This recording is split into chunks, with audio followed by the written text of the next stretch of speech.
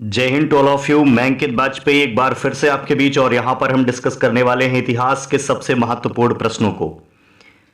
आपका question attempt करने का तरीका बिल्कुल वही होना चाहिए जैसा कि मैं हमेशा बोलता आया हूं। आपको वीडियो को पॉज करना है, आंसर देना है, फिर आगे बढ़ना है। तो सबसे पहले सवाल की तरफ हम बढ़ेंगे और सबसे पहला सवाल हमारा है, वास्को डिगामा कालीकट किस वर्ष आया था?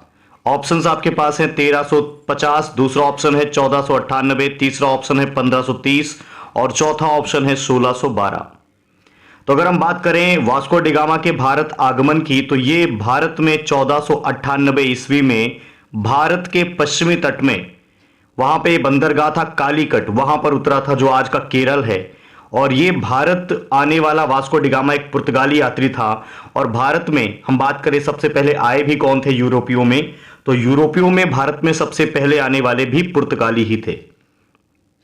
हम बात करें अगर वास्को डिगामा की, तो इसने भारत और यूरोप के बीच में एक नए समुद्री मार्ग की खोज की थी, जिसे हम केप ऑफ गुड होप भी कहते हैं। हिंदी में अगर हम बात करें इसकी, तो केप ऑफ गुड होप को हम कहते हैं उत्तम आशा अंतरीप। इसकी खोज की थी किसने? तो इसकी खोज की थी पुर्तगाली यात्री वास्को डिगामा ने। अगर हम बात करें कि एक सवाल इससे और पूछा जाता है कि वहां पे उस वक्त वास्को डिगामा का स्वागत किसने किया था, तो वास्को डिगामा का स्वागत किया था उस वक्त के वहां के हिंदू शासक, जिसका नाम था जमोरिन। या फिर हम ये कह सकते हैं कि उस वक्त वहां के जो राजा हुआ करते थे, वहां के जो शासक हुआ करते थे, उसको हम जमोरिन ही कहते थे। मुझे वास्को डिगामा से रिलेटेड एक मूवी देखने को मिली थी जिसका नाम था एक योद्धा सूरवीर। आप भी उसको देख सकते हैं, हालांकि फैक्ट तो बहुत नहीं है उसमें, लेकिन मूवी अच्छी लगी मुझे, तो आप भी इसको देख सकते हैं। यूट्यूब में बड़ी आसानी से मिल जाती है। चलते हमारे दूसरे सवाल की तरफ, और दूसरा सवाल हमारे पास कुछ ऐसा है, लंदन में ब्रिटिश ईस्ट इंडिया कंपनी के गठन के समय भारत का मुगल बादशाह कौन था? ऑप्शंस आपके पास हैं अकबर, दूसरा ऑप्शन है जहांगीर, तीसरा ऑप्शन है शाहजहां और चौथा ऑप्शन है आपके पास औरंगजेब। तो हम बात करें यहां पे, सही जवाब जो है, सही जवाब है अकबर। और अकबर का रूलिंग पीरियड था 1556 से 1605। 1556 से 1605 अकबर का रूलिंग पीरियड था। और उसी वक्त इंग्लैंड में लंदन के अंदर ईस्ट इंडिया कंपनी की स्थापना की गई थी। और ये डेट थी 31 दिसंबर 1600 ईस्वी। तो 31 दिसंबर 1600 ईस्वी में लंदन में ईस्ट इंडिया कंपनी की स्थापना की गई थी, ब्रिटिश ईस्ट इंडिया कंपनी की स्थापना। अच्छा, ये भी पूछ सकते हैं आपसे कि जब ब्रिटिश ईस्ट इंडिया कंपनी की स्थापना की गई थी, तो वहां पे उस वक्त किस महारानी का शासन था? तो उस वक्त वहां की जो महारानी थी वो थी एलिजाबेथ प्रथम।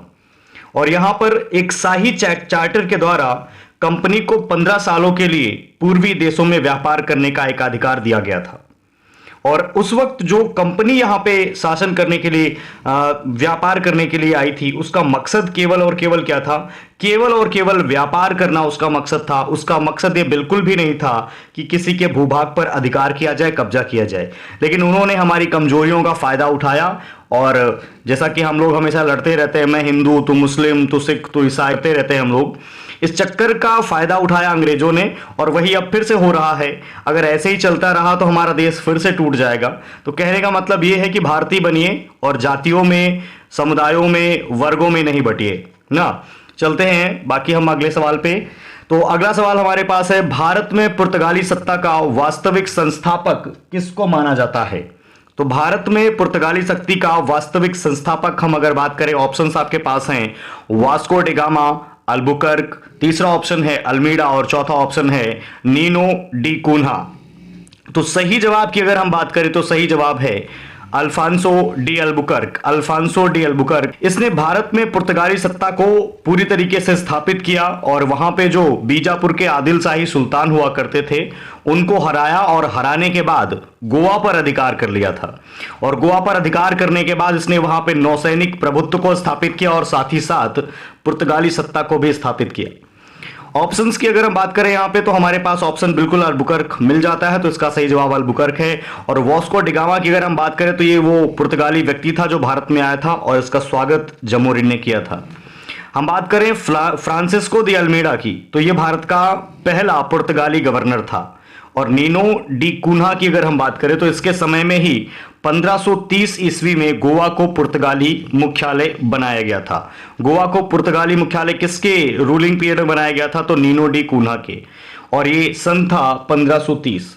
चलते हैं हमारे अगले सवाल की तरफ, और अगला सवाल हमारे पास है, मुगल दरबार में सन 1717 में भेजे गए अंग्रेज दूत मंडल का प्रमुख कौन था जिसने मुगल सम्राट फर्रुखसियार से शाही फरमान प्राप्त किया था? ऑप्शंस आपके पास हैं, थॉमस पिट, दूसरा ऑप्शन है विलियम हैमिल्टन, और तीसरा ऑप्शन है एडवर्ड स्टीफन, और चौथा ऑप्शन है जॉन सरमन।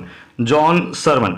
तो हम बात करें अगर इसके सही जवाब की, तो इसका सही जवाब है जॉन सरमन। जॉन सरमन के नेतृत्व में ही 1715 ईस्वी में एक अंग्रेज दूत मंडल भेजा गया था भारत में फर्रुखसियार के दरबार में।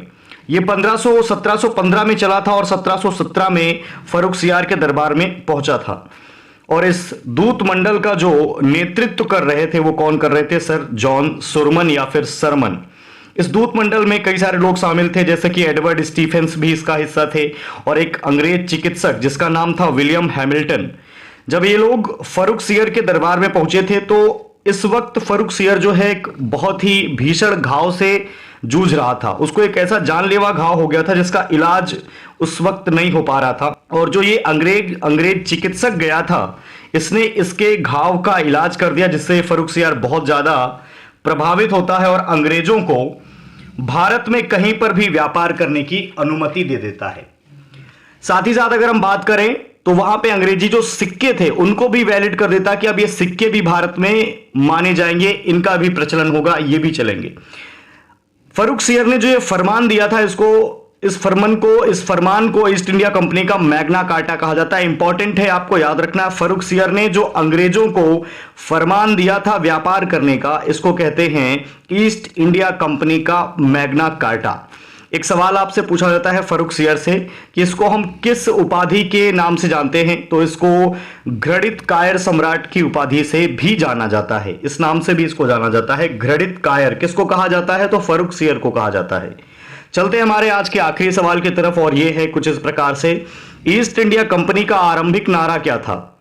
केवल भूभाग, ऑप्शन नंबर बी है व्यापार और भूभाग, ऑप्शन नंबर सी है भूभाग नहीं व्यापार, और ऑप्शन नंबर डी है इसमें से कोई नहीं। तो हम बात करें अगर ईस्ट इंडिया कंपनी जो भारत में आई थी केवल और केवल व्यापार के इरादे से आई थी, भूभाग पर कब्जा करना इसका बिल्कुल भी स्लोगन नहीं था, इसका बिल्कुल भी नारा नहीं था। तो हम बात करें अगर यहां पे, तो ईस्ट इंडिया कंपनी का जो मेन स्लोगन था वो क्या था? भारत में व्यापार करना, ना कि भूभाग पर कब्जा करना। जब ये भारत में आई तो यहां पे इस वक्त इसने सबसे पहला काम क्या किया? व्यापार किया। इसने 1613 ईस्वी में मुगल बादशाह उस वक्त थे जहांगीर, उनसे अनुमति लेके अपना पहला स्थायी कारखाना सूरत में खोला। और अगर हम बात करें ईस्ट इंडिया कंपनी की, तो इसने पूर्वी भारत में अपना पहला कारखाना 1633 में उड़ीसा के बालासर में खोला था, जिसको हम बालेश्वर के नाम से भी जानते हैं, बालासोर भी कहते हैं। तो आपसे सवाल पूछ सकते हैं, पूर्वी भारत में अपना पहला कारखाना कहां पर खोला? तो उड़ीसा के बालासोर में। सन क्या था? तो 1633। और दक्षिण भारत की अगर आपसे पूछी जाए बात, तो दक्षिण भारत में मसूलीपट्टनम में अपना कारखाना खोला था, और यह जो कारखाना था ये एक अस्थायी कारखाना था। तो आज की क्लास में बस इतना ही। That's all. जय हिंद। ये वीडियोस बड़ी मुश्किल से रिकॉर्ड होते हैं क्योंकि यहाँ पे जो मैं जहाँ पे रह रहा हूँ वहाँ पे बिल्कुल हाईवे पड़ता है, और सारा दिन तो इतना शोर शराबा होता है कि वीडियो रिकॉर्ड कर पाना बहुत मुश्किल होता है। रात के अभी 3 के आसपास